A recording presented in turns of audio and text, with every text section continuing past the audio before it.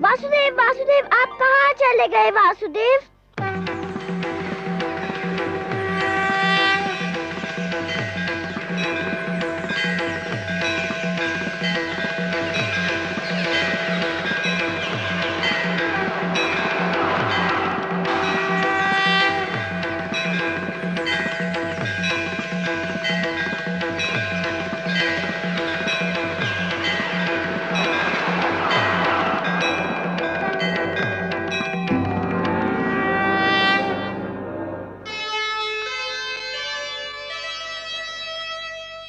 नन्हा सा ध्रुव हो गया, ऐसा भक्त महान, शक्ति दिखाई भक्ति ने, प्रगट हुए भगवान।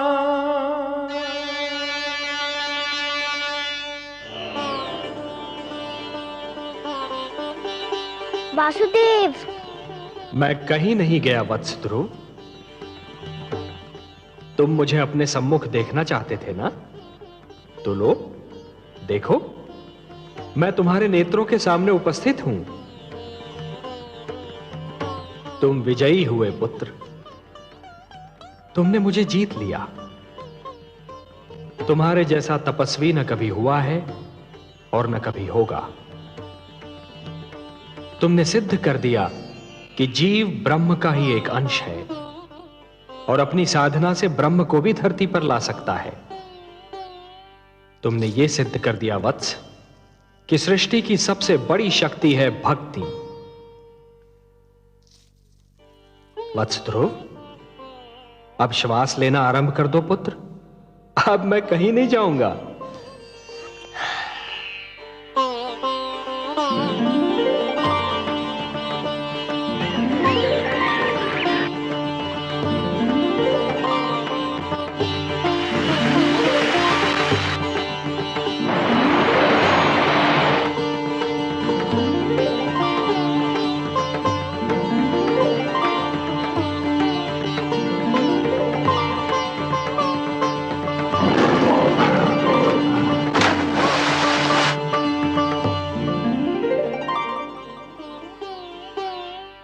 तुम मुझसे मिलना चाहते थे, मैंने तुम्हारी इच्छा पूर्ण कर दी।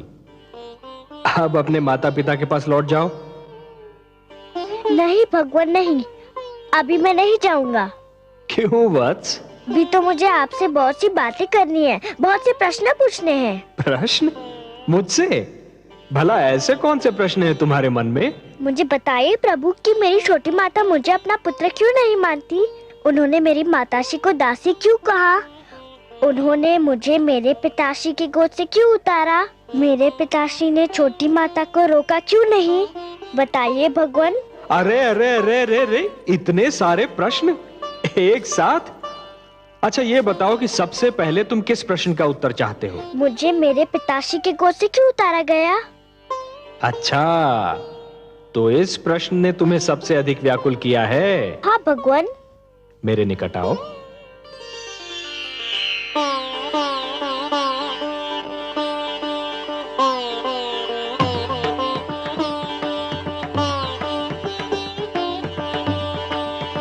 और निकट आओ वत्स। आओ वत्स।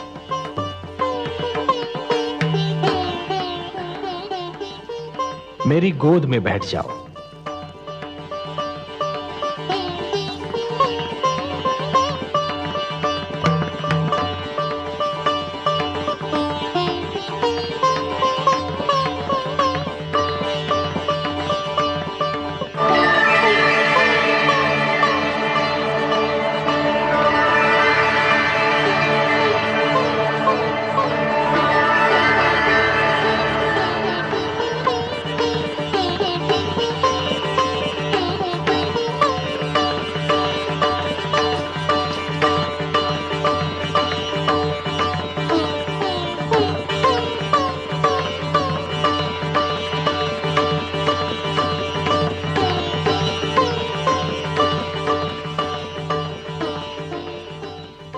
वत्स, अब और प्रश्न पूछने हैं मुझसे? कुछ नहीं पूछना प्रभु, अब कुछ नहीं पूछना। अब तो मुझे हर प्रश्न का उत्तर मिल गया है। मेरे चारों ओर ज्ञान का प्रकाश फैला हुआ है। मैं वहाँ हूँ जहाँ केवल मैं हूँ और आप है। अच्छा, वासुदेव। ओम पूर्णमदः पूर्णमिदं पूर्णात् पूर्णमुदच्यते पूर्णस्य पूर्णमादाय पूर्णमेवावशिष्यते। अब ना कोई कामना है ना कोई इच्छा। आपकी गोद में आकर लगता है इसके सिवा हर वस्तु तुच्छ है। अब मुझे कुछ भी नहीं चाहिए। मुझे मेरा ठिकाना मिल गया, मेरा घर मिल गया।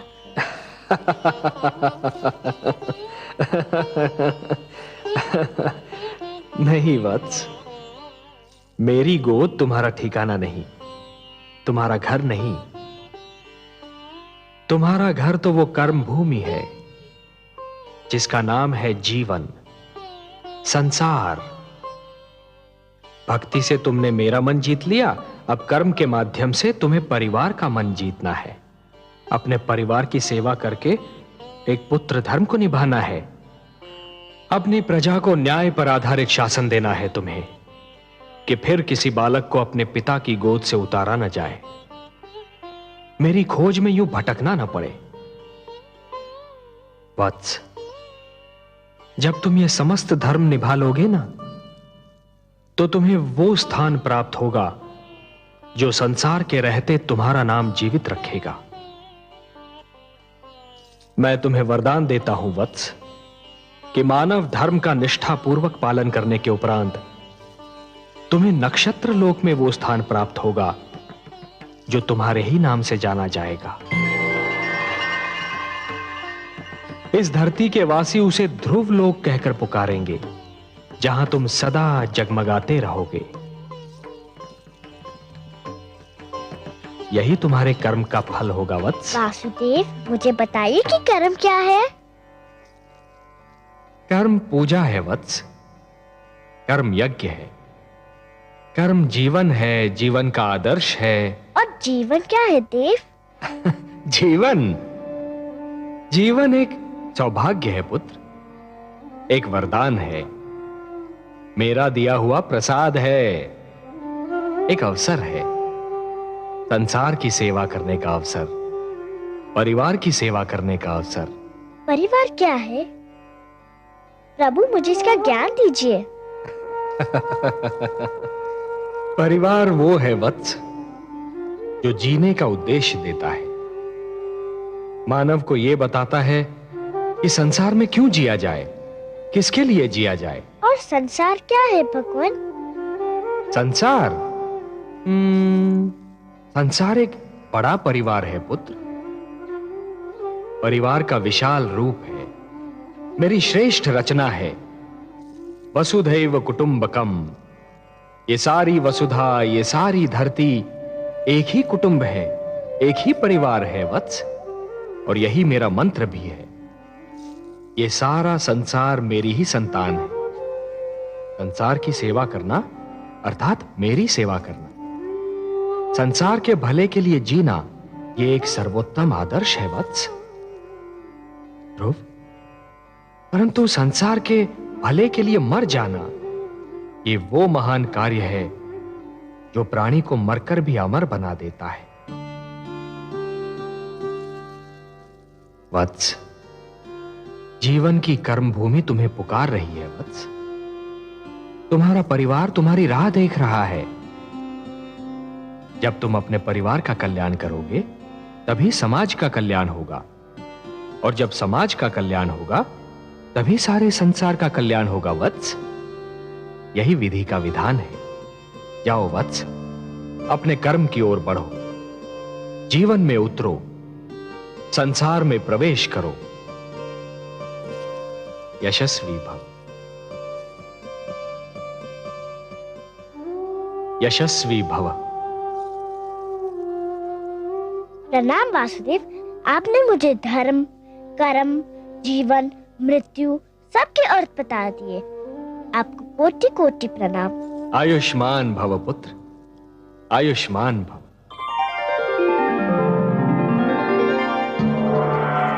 इन्हें तो तुम पहचानते ही हो पुत्र। इनसे तुम कई बार मिल चुके हो। ये विष्णु प्रिया हैं, तुम्हारी माता लक्ष्मी। चाहिए माता, हम आपसे नहीं बोलते। क्यों पुत्र? आप चाहती तो मुझे बहुत पहले भगवान विष्णु की गोद में बिठा देती तो आपका क्या बिगड़ जाता? मेरा कुछ नहीं बिगड़ता पुत्र, पर मैं माता हूं और तुम मेरे पुत्र। हर माता यही चाहती है कि उसका पुत्र महान बने। यदि मैं तुम्हें भगवान विष्णु की गोद में बिठा देती तो तुम वो ना बन पाते जो आज हो। अब तुम एक महान भक्त बन चुके हो। मैं तुम्हारी सहायता करती तो मैं महान कहलाती, तुम्हारी महानता छिपकर रह जाती। मेरे स्वामी का तो यही संकल्प है कि हर मानव का कल्याण हो। मैं भी उन्हीं का संकल्प पूरा कर रही थी। आप महान है माता। मैं समझ गया कि आपने क्या किया और क्यों किया। मैं आपके चरणों में शीश नवाता हूँ। मैं आपका उपकार कभी नहीं भूलूंगा। प्रणाम। नारायण नारायण।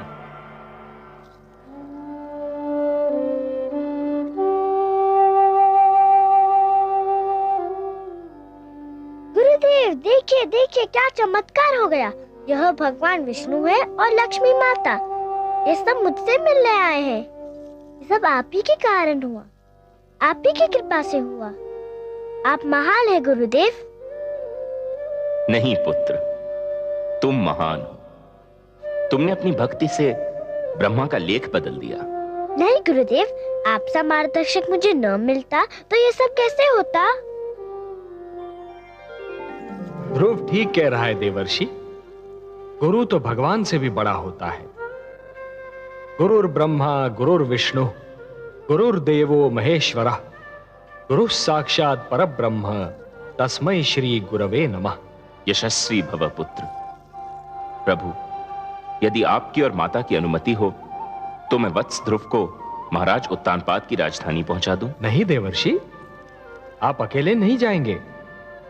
ध्रुव को विदा करने हम सब साथ मिलकर जाएंगे।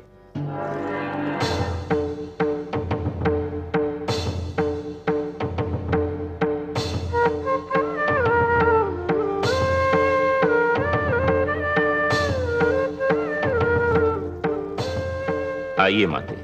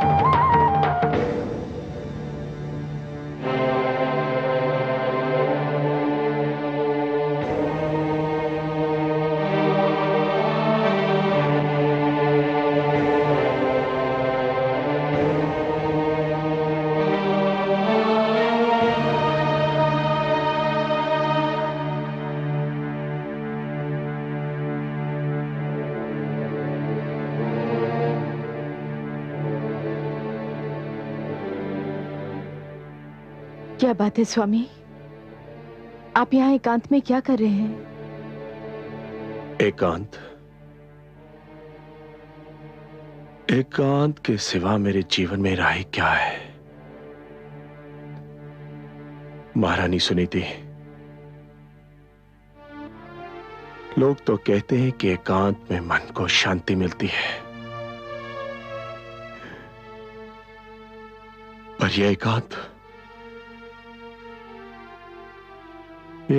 बड़ा निष्ठुर है।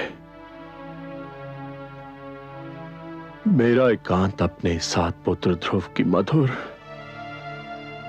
स्मृतियों की भीड़ लाता है। इस एकांत का मौन बड़ा ही निर्दयी है। ये चिल्ला चिल्ला कर मुझसे प्रश्न पूछता है जिनके उत्तर मेरे पास नहीं। ये पूछता है कि पुत्र ध्रुव क्यों चला गया, कहां चला गया।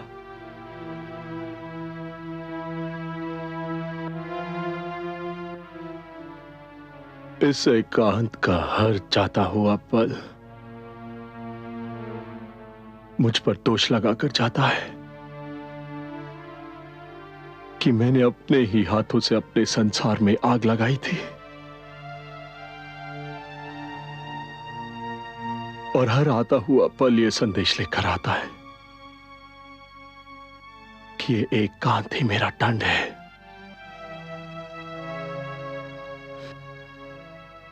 पुत्र ध्रुव के बिना मेरा जीवन अभिशाप बन गया है,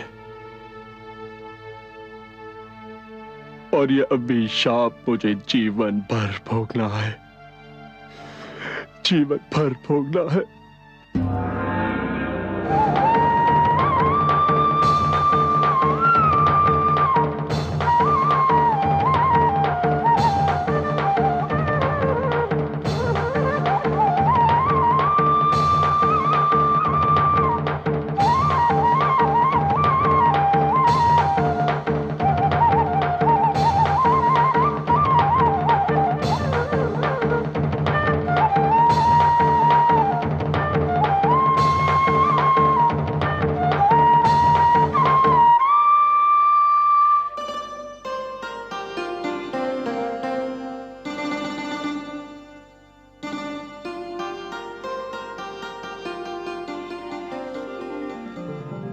आयुष्मान भव पुत्र।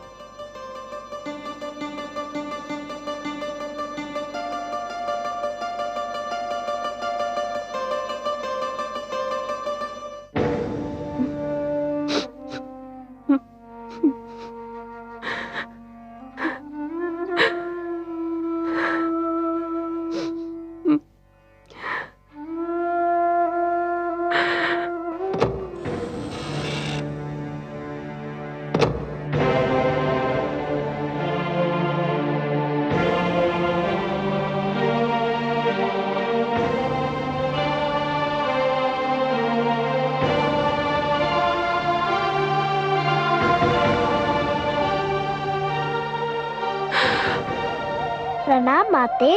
ध्रुव तुम? हाँ, मैं आपको धन्यवाद देने आया हूँ। धन्यवाद? मुझे? मैंने ऐसा कौन सा शुभ कार्य किया है कि तुम मुझे धन्यवाद देने आए हो? आपने जो मुझ पर उपकार किया। उपकार नहीं किया पुत्र, मैंने तुम पर अत्याचार किया है, अत्याचार किया है मैंने तुम पर। नहीं माते, आपने तो मुझ पर इतना बड़ा उपकार किया है कि मैं 100 जन्म आपकी सेवा करूं तब भी उसे चुका ना पाऊंगा। मत कहो मुझे माते, मत कहो, मैं इस पवित्र शब्द के योग्य नहीं हूँ। माता वो होती है जो अपने आंचल से संतान को सुख की छांव देती है, जिसका मन प्यार का भंडार होता है। मैंने तो तुमसे केवल घृणा की है, तुम्हें केवल दुख दिया है। मैं घृणा की पात्र हूँ, घृणा की पात्र हूँ। महारानी सुनीति से मुझे ईर्ष्या थी, उसका बदला मैंने तुमसे लिया पुत्र। मैंने ही तुम्हें महाराज की गोद से उतारा, मैंने ही तुम्हें वन में भटकने पर विवश कर दिया, मैंने ही एक नन्हे से बालक को यातना झेलने पर विवश कर दिया। मैं माता नहीं, कुमाता हूँ, कुमाता हूँ। पुत्र कुपुत्र हो सकता है, पर माता कुमाता हो ही नहीं सकती। वो तो देवी के समान होती है, पवित्र और पूजा के योग्य। आप भी मेरे लिए पूजा के योग्य है। भूल गए आप? आपने ने तो मुझे भगवान विष्णु का नाम बताया था। आपने तो कहा था कि मैं भगवान विष्णु को पाने के लिए तपस्या करूं। सच पूछे तो आप ही के कारण मुझे भगवान विष्णु के दर्शन हुए। हे भगवान, जिस बालक के प्रति मैंने इतने अन्याय किए, वही आज मुझे अपनी महानता का कारण समझ रहा है। तुम महान हो पुत्र, तुम महान हो। क्या कर रही है माते? मुझे अपने चरण छू लेने दो पुत्र, कदाचित मेरे पापों का बोझ कुछ कम हो जाए। जिस दिन माता को पुत्र के चरण छूने पड़े, उसी दिन का नाम महाप्रलय होगा। मुझे अपने गले लगा लीजिए माते, मैं धन्य हो जाऊंगा। पुत्र, मेरा पुत्र ध्रुव।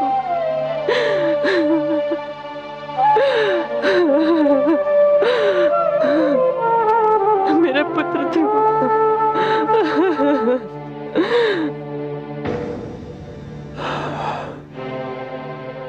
ये सब भाग्य का खेल है स्वामी। नहीं, ये कहकर मैं स्वयं को धोखा नहीं दे सकता।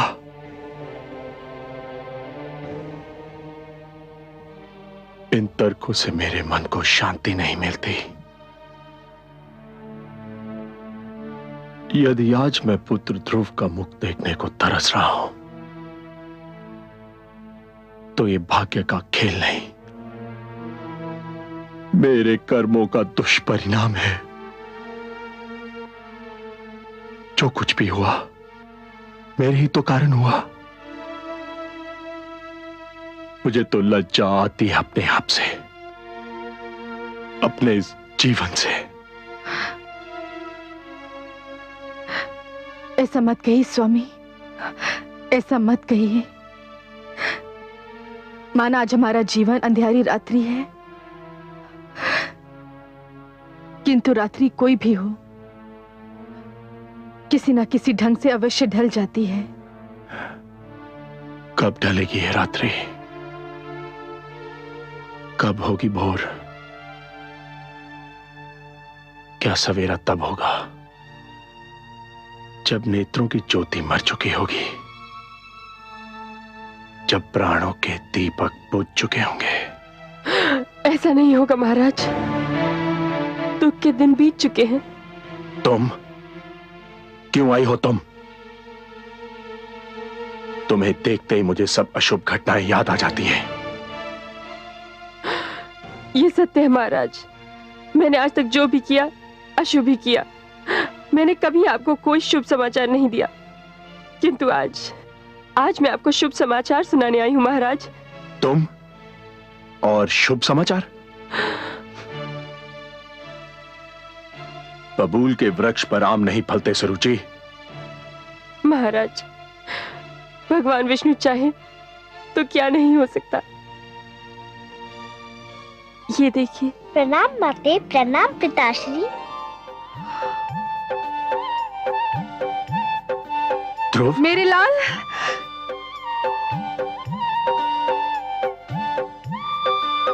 ध्रुव, ध्रुव, ध्रुव, कहाँ चला गया था तू? कहाँ चला गया था? ध्रुव, ध्रुव मेरे पुत्र। आपका लाल महान बन चुका है महारानी, इसे भगवान विष्णु स्वयं दर्शन दे चुके हैं। मेरे छोटे से भगवान, मुझे क्षमा कर दो। किंतु आपको भी किसी को क्षमा कर देना होगा। किसको क्षमा करना होगा? इन्हें, मेरी छोटी माता को। इसे? हाँ, इन्हें। ये न होती तो मुझे भगवान विष्णु के दर्शन कैसे होते? इन्हीं के कारण तो मैं भगवान विष्णु की खोज में निकला था। आओ माते।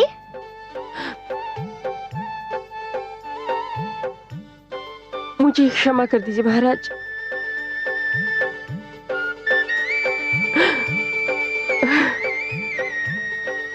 क्या कर रही हो?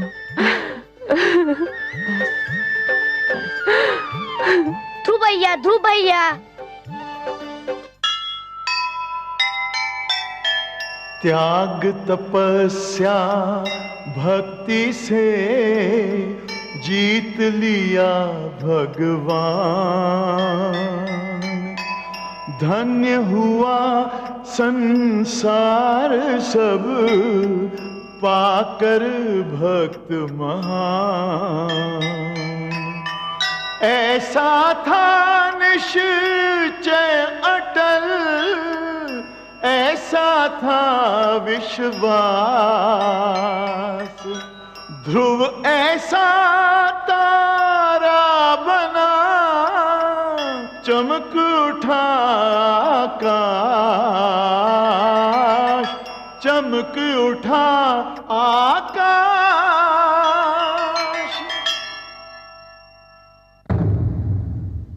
मैं मां हूं, धरती मां। तुमने देखा कि भक्ति में कितनी शक्ति है। तुमने देखा कि अपनी तपस्या और दृढ़ निश्चय के बल पर भक्त भगवान को भी जीत सकता है, भगवान को धरती पर आने को बाध्य कर सकता है। यह भक्त और भगवान के रिश्ते की कथा थी। विष्णु पुराण की कथा भगवान के अवतार की कथा है। भक्त को जैसे भगवान का ध्यान रहता है, वैसे ही भगवान को भी भक्त की चिंता रहती है। भगवान विष्णु ने माता लक्ष्मी से कहा था, परित्राणाय साधूनाम विनाशाय च दुष्कृताम धर्म संस्थापनार्थाय संभवामि युगे युगे। और अपने इस वचन को उन्होंने एक बार नहीं, बार बार निभाया।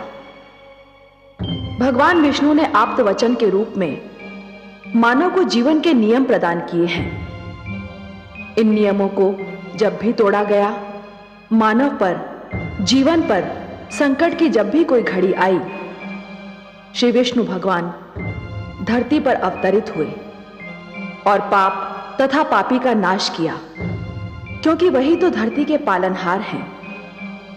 नियम भी तो उन्होंने ही बनाए हैं, फिर वे कैसे सहन कर सकते हैं कि उनके नियमों को तोड़ा जाए।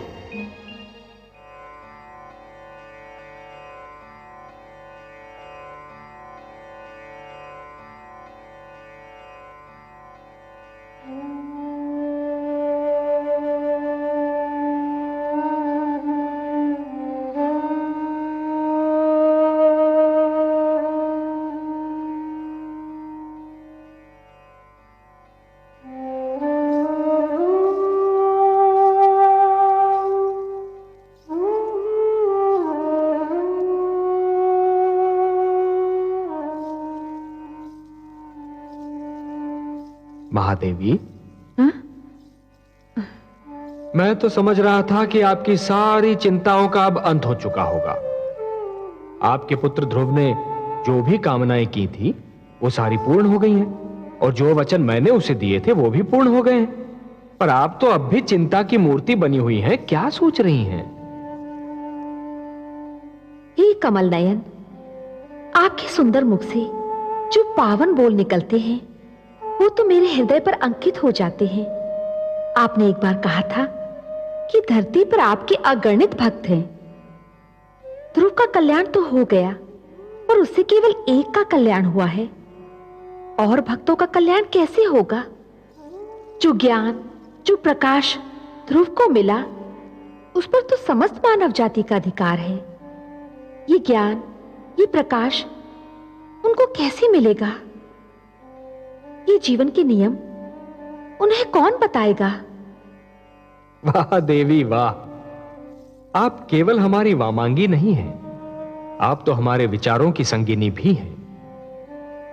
आपने अभी जो कहा वास्तव में चिंता का विषय है, और हम आपके आभारी हैं कि आपने इस चिंता को व्यक्त कर दिया। मानव कल्याण ही तो हमारा परम उद्देश्य है। हमें ज्ञान का प्रकाश मानव तक पहुंचाने के लिए कुछ दीप प्रज्वलित करने होंगे।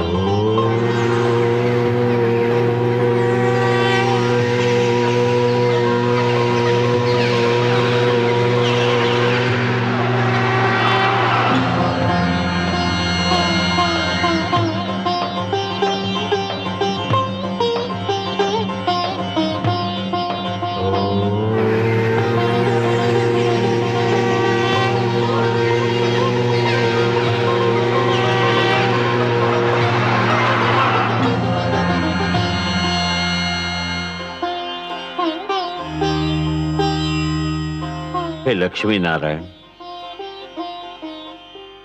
मेरे लिए क्या आदेश है?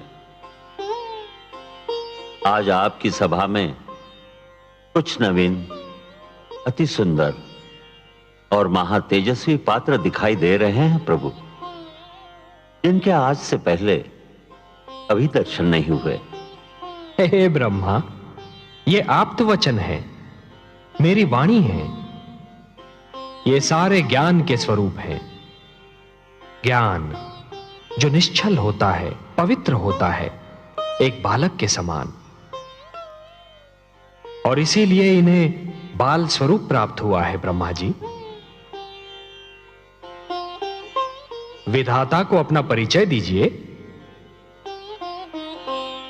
हे ब्रह्मा, भगवान विष्णु ने मेरा नाम ऋग्वेद रखा है। हे प्रजापति, भगवान विष्णु ने मुझे यजुर्वेद का नाम दिया है। हे विधाता, भगवान विष्णु ने मुझे सामवेद कहकर पुकारा है। हे प्रभु, भगवान विष्णु से मुझे अथर्ववेद का नाम मिला है। हे त्रिलोकीनाथ, परिचय तो मिल गया, परंतु मेरे लिए इनकी रचना का उद्देश्य अब भी एक भेद बना हुआ है। कौन सी आवश्यकता इनकी रचना का कारण बन गई सर्वेश्वर? हे चतुरानन, जिस सृष्टि का निर्माण आपने किया है, उसे चलाने का कार्यभार तो हम ही को मिला है ना? वो तो आप बहुत सुंदर ढंग से चला रहे हैं। आदि प्रजापति, हाँ, किंतु शिशु जब अपने पांव पर खड़ा होना और चलना सीख रहा होता है, तो हर पग पर उसके पांव डगमगाते हैं। उसे गिरने का भय होता है, तब उसे किसी उंगली या हाथ के संबल की आवश्यकता होती है। मानव जीवन भी अभी बस अपने पांव पर खड़ा होना और चलना सीख ही रहा है ब्रह्मा जी। उसे भी किसी संबल की आवश्यकता है, ज्ञान की आवश्यकता है, प्रकाश की आवश्यकता है। और ये मेरे वेद, मेरी वाणी, मेरे आप्त वचन मानव की इसी आवश्यकता की पूर्ति करेंगे। आपकी जितनी भी प्रशंसा की जाए कम है। हे परम श्रेष्ठ, कितनी सुंदर कृतियां बनाई हैं आपने। इनके मुख से तो तेज की किरणें फूट रही है। हे विधाता, आपको तो ज्ञात ही है कि मानव मुझे कितना प्रिय है। मैं तो स्वयं मानव में अपनी छाया देखता हूं।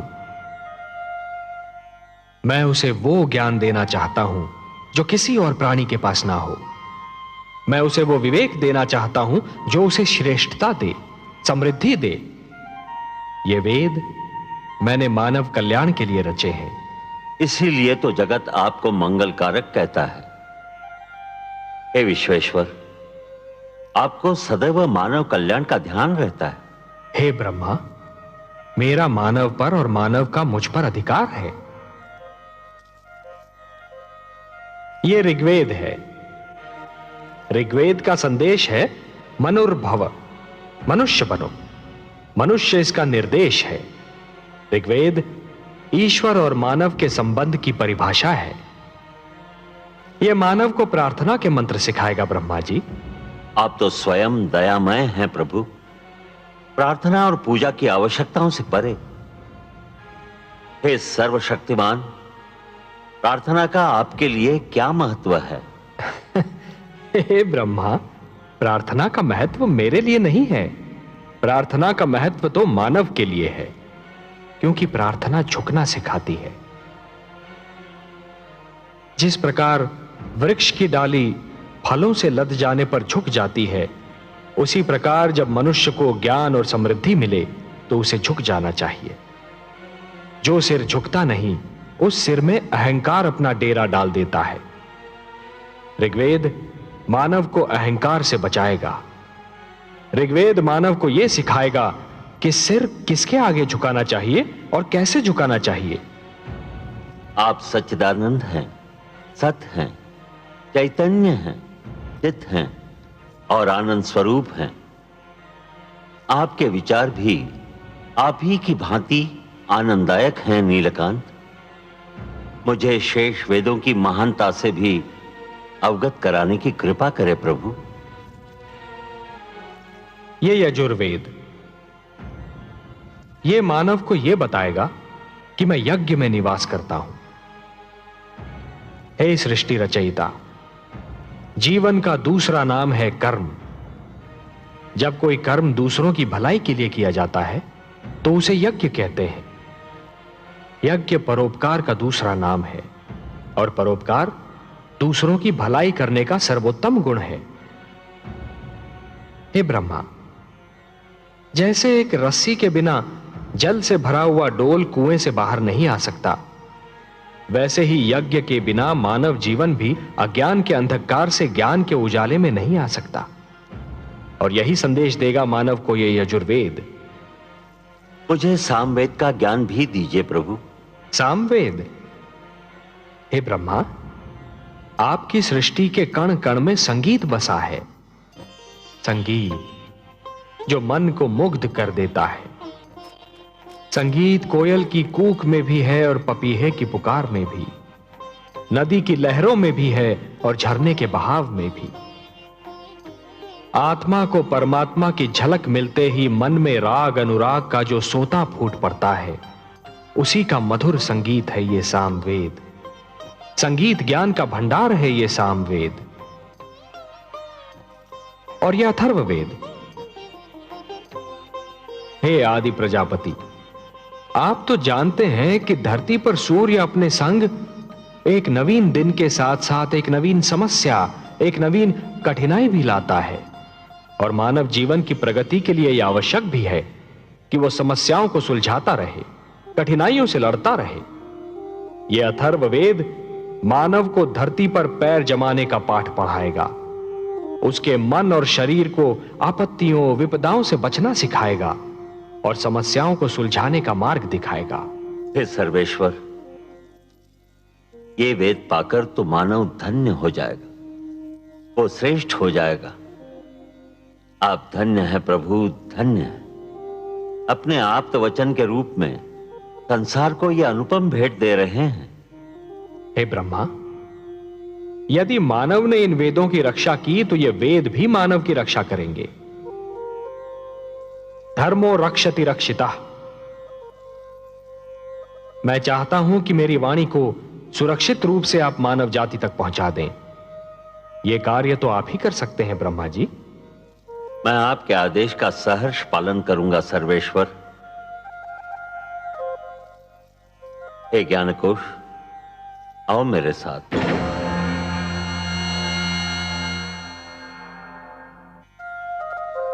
हे कमल नयन, अपनी वाणी को मानव तक पहुंचाने का कार्य तो स्वयं आप भी कर सकते थे, फिर यह कार्य ब्रह्मा को क्यों सौंपा?